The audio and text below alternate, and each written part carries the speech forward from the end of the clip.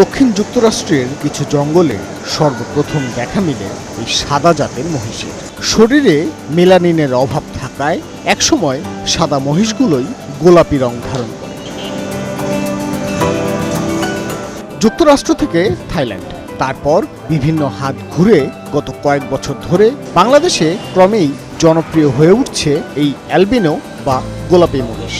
দেশীয় সংস্কৃতির হাজারো কালো মহিষের ভেতরে এই গোলাপি দানবের উপস্থিতি সবসময়ই নজর কাড়া।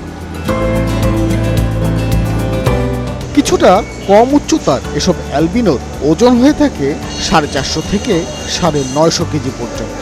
ভারী শরীর নিয়ে ধীর পায়ে হাঁটা কিংবা রাজকীয় ভঙ্গিতে বসে থাকা, সবকিছুতেই এই অ্যালবিনোর রয়েছে আভিজাত্যের ঢং।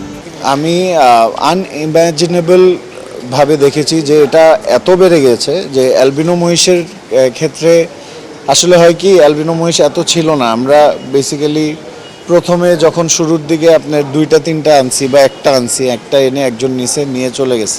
কারণ ও যে নিয়ে গিয়েছেন তার পাশের বাসার দেখে তার খুব ভালো লেগেছে বা বাচ্চাদের দেখে খুব ভালো লেগেছে, পরের বছর অ্যালবিনো মহিষ আবার খুঁজতে এসেছে।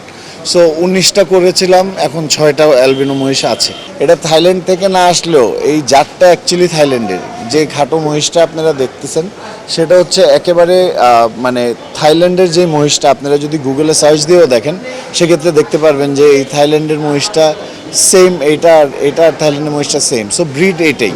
বিক্রি হওয়ার থেকেও এই গোলাপি মহিষকে দেখতে আসা দর্শকের চাহিদা প্রতিদিনই বাড়ছে বলে জানান খামারিরা। আলফা কিংবা জেনজিরা এই গোলাপি অ্যালবিনোকে ইতিমধ্যেই নাম দিয়েছে পুকি মহিষ হিসেবে। ভাস্কর ভাদুরী, 71